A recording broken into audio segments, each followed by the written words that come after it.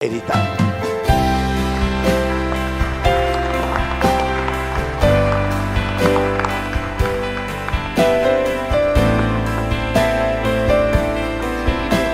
Deleitándonos con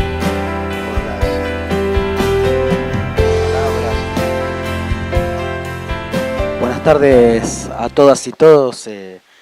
Gran parte del auditorio ha tomado una actitud juvenil o rebelde, se ha ubicado a la izquierda, a nuestra izquierda. No, nadie, ahí parece la derecha, ahí está marcando, pero bueno, les quería agradecer la presencia a todas y todos y también agradecer la invitación a Hugo y poder compartir este panel con Cristina, con Filipo y con Eduardo. Es un honor para mí, quizás se acuerden ustedes, el morochito estaba al lado de Cristina, el que habló ahora, porque digamos, hace fuerte estar con ella, digamos, con su valoración de actriz, etcétera. Pero vamos a tratar de hacer ese aporte de este libro, que también felicito a Capital Intelectual, ¿no? Porque hace una labor con otros materiales en su publicación para el conocimiento teórico, político, argentino y latinoamericano, y me parece que espero que les siga yendo bien con estas publicaciones.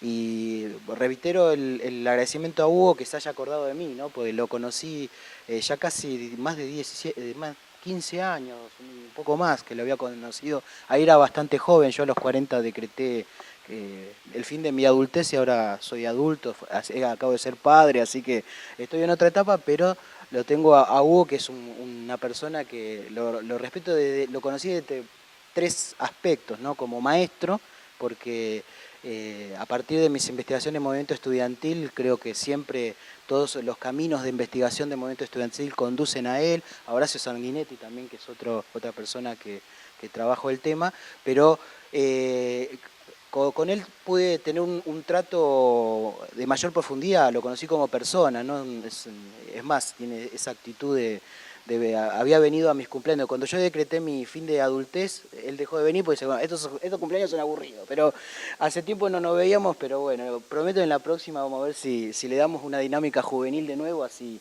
Hugo vuelve, ¿no? Porque siempre le aporta a los jóvenes. Esto justamente yo tomé como cita los aspectos de Marcuse, ¿no? Que con su edad le aportaba una visión, ¿no? Él sigue siendo joven igual y le aporta a este sujeto juvenil una visión crítica que va desde esta lógica que él se plantea críticamente, y acá lo anunció, ¿no? Que es más, usó una categoría, discúlpenme que se me cerró el juvenilismo, ¿no? Y yo lo contrapondría con juventud, ¿no? El juvenilismo como esa expresión mera de reivindicación, mero del aspecto de identidad juvenil, y él constantemente, desde ya sus trabajos, desde la misma construcción del Estado argentino hasta la actualidad, ve a la juventud como sujeto social. O sea, ¿cuál es la articulación que necesariamente pasa por una articulación política? Política que tiene que ver con una situación, ¿no?, específica donde la juventud se expresa no solamente como jóvenes, sino como un sujeto que actúa y es crítico del presente, profundamente crítico del presente constantemente. Y es lo que marca también los cambios hacia futuro. Y él en este cruce, acá es como que se va condensando todo un material de trabajo constante. Uno que lo pudo leer a Hugo en otros papers, investigaciones y libros que ha sacado, siempre aportó unas situaciones que esos jóvenes que se reunían en tertulias acá encerrados o ¿cómo es? Escondidos, digamos, del poder y discutían la política, etcétera, eran jóvenes en Chuquisaca, acá en la Jabonería de Vietes, etcétera, pensaban desde una lógica, pero no estaban articulados de una lógica juvenil. Estaban articulados de una lógica política, reivindicaban un pensamiento de emancipación, la emancipación por la libertad, y desde ese marco hace todo un anillo histórico que pasa, va, viene, con muchos datos y aportes, hasta llegar hasta las mismas preocupaciones de la juventud en la actualidad, y preocupado además por las crisis que pueda tener la juventud como un marco también de un nihilismo o un posmodernismo o una juventud por sí, o sea, la no política, que también muchos, desde una lógica no crítica, intentan que los jóvenes no tengan esa expresión política. En un hermoso debate que está hoy en la Argentina si deben votar o no los jóvenes de 16. Que ese es el gran aporte historiográfico que hace Hugo dentro de lo que es el estudio para el movimiento estudiantil y para la juventud como sujeto. Más allá, como él señala, que en los años 60 se puso dentro de las ciencias sociales como moda, si queremos llamarlo así, o como paradigma estudiar a la juventud, él viene desde atrás, porque también esos jóvenes que decían prohibido prohibir, citando a Diderot Roca, en Francia, estaban articulados desde una visión desde lo político, ¿sí? Y vuelve en el estudio de análisis Hugo, reivindicando la lógica de qué es lo que movían a los jóvenes desde la lógica del pensamiento político. Más allá de eso, que lo hace desde la emancipación, y acá yo también metí en otras áreas también de investigación historiográfica en lo personal, lo político en algunos pasos también tenían lógicas organizativas. Y acá hago simplemente un comentario de mis investigaciones particulares, que hace tiempo que no nos vemos y charlamos de café ahora, que hay un nexo común entre los jóvenes hasta la reforma del 18, específicamente después los 60 cambian, que es la articulación de la forma organizativa de las logias, ¿no? Y eso tiene necesariamente que ver tanto en el proceso de emancipación del 18, que es lo que acabo de terminar como investigación y estoy estudiándolo a nivel latinoamericano, como en la generación del 37, en la del 80 y en la misma reforma universitaria. Porque cuando dicen a los jóvenes libres de América Latina, publican el manifiesto liminar en el mismo solsticio de invierno, etc., hay un marco de preocupación de ligazón que está, y me pareció interesante aportarlo como visión, porque justamente uno de los puntos que es en realidad más que puntos, es toda una sección de capítulos que tiene el libro, es ver cómo se constituyen las lógicas de esas ideas y que para esas ideas es necesario tener una articulación de redes, ¿no? Y la gran preocupación, así como hoy acabo de tuitear que estamos acá presentando el libro de Hugo, o sea que estamos ya en las redes sociales instalados, o al menos en mis seguidores y en mis amigos de Facebook, lo cierto es que es cada vez más la dinámica de cruces, diálogos y vínculos que se daban en un momento con mucha profundidad crítica constantemente, y eso constantemente lo busca la juventud, ¿no? Como sujeto y como lógica de articulación, en el cual un marco donde está presente esto es esta idea de utopismo, ¿no? La utopía como que los mueve constantemente, con que no se resignan a lo que reciben, ¿no?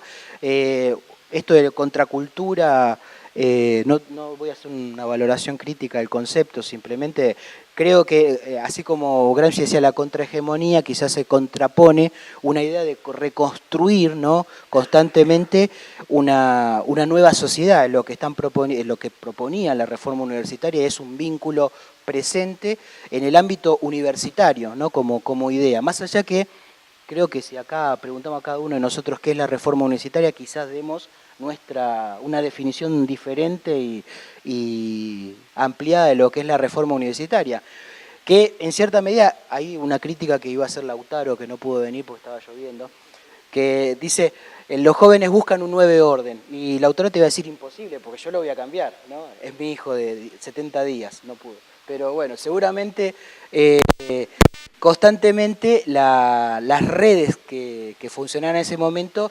serían las Gacetas de Buenos Aires o el Telégrafo Mercantil, etcétera, son los blogs que hoy juegan con los jóvenes, los congresos americanos que forman parte también de una articulación donde primero volcaban el conocimiento y se articulaban y se formaban las federaciones. Hoy se siguen juntando, acaba de suceder en Venezuela un encuentro juvenil donde participaron gran parte de jóvenes de América Latina. Las articulaciones que se permanecen hasta la actualidad, como el Grupo Montevideo y otros espacios de Corredor de las Ideas, ¿no? Que son espacios donde nos encontramos y articulamos y discutimos. Incluso un valor, y acá también otro aporte, ¿no? Que en realidad lo deduzco del aporte de Hugo. Justamente lo interesante es que la vinculación de integración a veces se presenta como en el momento en que se constituye el Mercosur para América Latina, o los bloques regionales, cuando en realidad la articulación cultural, política, emancipatoria de los pueblos viene mucho antes. Y es esta constante construcción y articulación. Y pareciera que la historia oficial te presenta solo que los lazos de dos acuerdos mercantiles son las bases de un gran país, cuando en realidad venimos construyéndolo desde mucho más, desde esta reivindicación del proceso de emancipación y las constantes luchas del pueblo latinoamericano. Hay estudios de caso muy interesantes que tiene Hugo en su libro, que es el estudio específico de la reforma en La Plata, ¿no? Es incluso un aporte o una amplitud, porque La lucha continúa, que es el libro que escribí yo, tiene una vinada muy porteña de la reforma universitaria, ¿no? Y acá la estuve viendo y hay cosas que desde La Plata se verían o aportarían o darían otra constitución, más allá que también la visión cordobesa de la reforma universitaria tiene otras lógicas, porque cabe señalar que si bien Córdoba es clara la ruptura con un régimen de opresión eclesiástico en el ámbito universitario, La Plata es una universidad que está en el centro de la expansión de las luces, del positivismo, y tiene otra dinámica también de comprensión y de riqueza para analizar.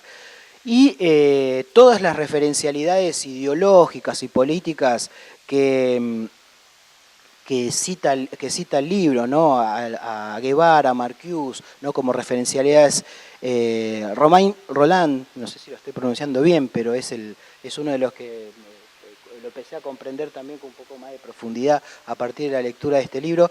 Empiezan a dar aportes y sostenes ideológicos, culturales y políticos a cómo fue avanzando la juventud e incluso también las respuestas que pueden tener, ¿no? El capítulo de estudiosos y protagonista me gustó, ¿no? Porque esa valoración clerical que a veces hace de ruptura o crítica contra toda visión emancipatoria aparecen ahora de otras maneras, ¿no? Porque aparecen en la televisión. Cuando Feynman dice, muchacho, vos porque no estudiás, ¿no? El Feynman malo. Claro. Están de otras maneras, pero están. Claro que a mis alumnos ahora del Nacional o del Pellegrini, bueno, nuestros alumnos, ¿no? Que los critican, y si ahí Bobbio, Luigi Bobbio era que actuaba, acá está el hijo de... No, Nicolás Sidicaro, ¿no? Que es el que...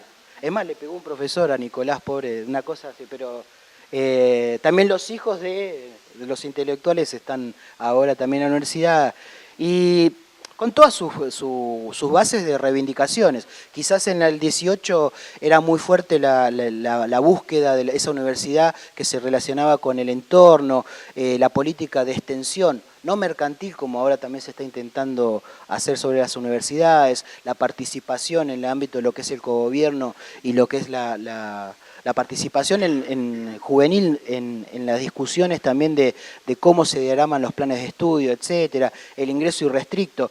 Algunos de estos puntos incluso hoy quizás quedarán superados, porque el ingreso irrestricto, en realidad hay una tendencia a universalización de la educación media y universitaria, con lo cual hoy ya podemos más que discutir eso, discutir qué características están teniendo esas universidades o ese formato, ¿no? Que también hubo una discusión dentro de la reforma, no era la misma visión la de Mariátegui que la de los argentinos respecto de la universidad, y es valorable pensar qué tipo de universidad podemos llevar adelante. Y termino también con esta idea donde no se queda quieto Biagini. Nos habíamos visto en ese movimiento internacional o global que fue el Foro Social Mundial, el mesita ahí en Porto Alegre. También estábamos comiendo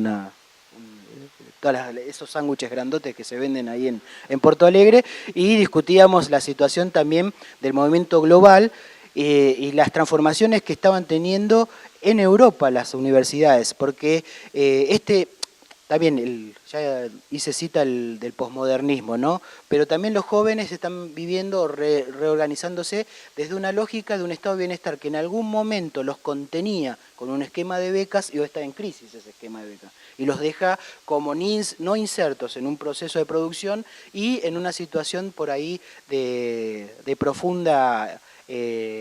profundo vacío. Y eso genera indignación y en buena hora que los jóvenes hoy estén reivindicando, y es una preocupación presente en el libro de Biagini.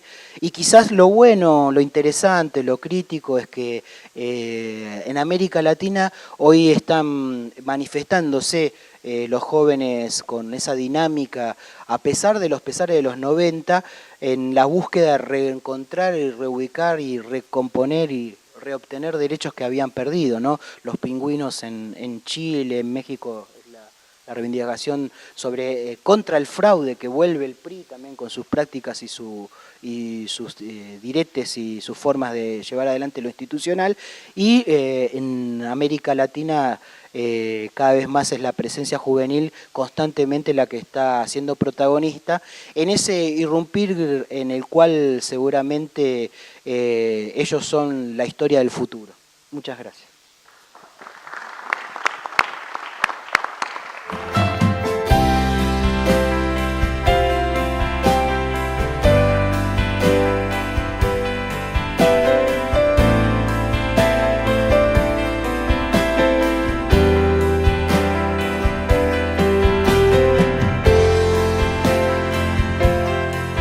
Me parece que espero que les siga yendo bien con estas publicaciones. Y reitero el agradecimiento a Hugo que se haya acordado de mí, ¿no? Porque lo conocí ya casi más de 15 años, un poco más que lo había conocido. Ahí era bastante joven, yo a los 40 decreté el fin de mi adultez y ahora soy adulto, acabo de ser padre, así que estoy en otra etapa, pero lo tengo a Hugo, que es una persona que lo respeto, lo conocí desde 3 aspectos, ¿no? Como maestro, porque a partir de mis investigaciones de movimiento estudiantil, creo que siempre todos los caminos de investigación de movimiento estudiantil conducen a él. A Horacio Sanguinetti también, que es otra persona que trabajó el tema, pero con él pude tener un actitud juvenil o rebelde, se ha ubicado a la izquierda, a nuestra izquierda, no, nadie, ahí parece la derecha, ahí está marcando, pero bueno, les quería agradecer la presencia a todas y todos y también agradecer la invitación a Hugo y poder compartir este panel con Cristina, con Filipo y con Eduardo. Es un honor para mí, quizás se acuerden ustedes. Editar.